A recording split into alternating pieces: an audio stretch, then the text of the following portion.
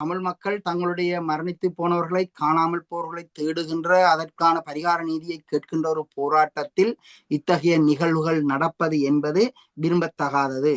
ஆனாலும் அந்த விரும்பத்தகாத ஒரு செயல் நடப்பதற்கான தூண்டுகோலாக இவர்கள் இருந்திருக்கிறார்கள். இவர்கள் அந்த இடத்துக்கு ஏன் பிரசன்னமானார்கள் என்றுதான் முதலாவது கேள்வி.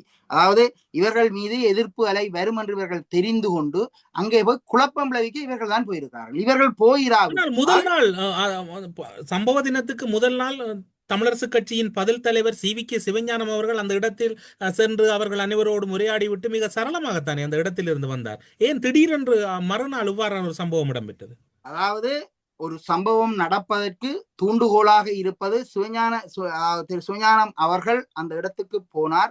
அன்று எது அசம்பாவிதமும் நடக்கவில்லை என்றால் அந்த தருண இருக்கின்ற ஒரு சூழல் என்று ஒன்று இருக்கிறது தானே. அந்தந்த சூழலில் மக்கள் தங்களுடைய உணர்வுகளை வெளிப்படுத்துவார்கள். அதாவது இந்த இறுதி நாள் நிகழ்வுல நிறைய மக்கள் கூட்டம் சேர்ந்து விட்டது.